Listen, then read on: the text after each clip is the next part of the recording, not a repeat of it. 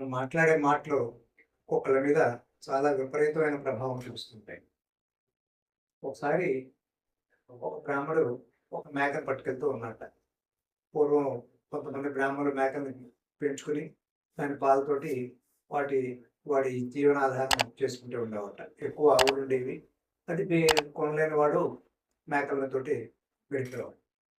ఇలా పుట్టకపోతుంటే ఒక ఆయన వచ్చి, "ఏమండి పంతులు గారు, ఏంటి మేకను పట్టుకెళ్తాం అనుకుంటున్నారా? కుక్కను కదండి పట్టుకెళ్తున్నారు" అని అంటారు.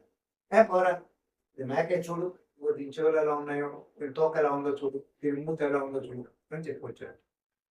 సరే, ఈ నలుగురు దొంగలు కలిసి ఈయన్ని దగ్గర నుంచి ఈ మేకను కాజేద్దామని పూనుకున్నాడు.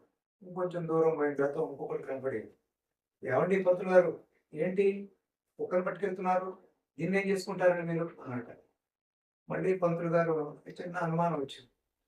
ఏమిటిది అంటున్నాడు. సరే, ఈ ఇది మేకరా బాబు అంటాడు. ఇంకొంచెం దూరం వెళ్ళాక ఇంకొక ఆయన అంటారు. ఇలా నాలుగో వాడి దగ్గరికి వచ్చేటప్పటికి ఈ పంతులు గారికి దేనికే అనుమానం వచ్చింది. అసలు నేను మేకను పట్టుకెళ్తున్నానా, పొరపాటున కుక్కను పట్టుకెళ్తున్నానా అని చెప్పి, ఛీ, ఏదైతే అదైంది అని చెప్పి ఆ కుక్కని, ఆయన కుక్క అనుకుంటున్న మేకని అక్కడే వదిలేసి వెళ్ళిపోయినట్ట. ఈ నలుగురు దొంగలు వచ్చి హాయిగా ఆ మేకని తోలుకెళ్ళిపోయారు. అందుచేత మాట ప్రభావం ఒక్కొక్కసారి ఒకరి మీద అంత తీవ్రంగా ఉంటుంది.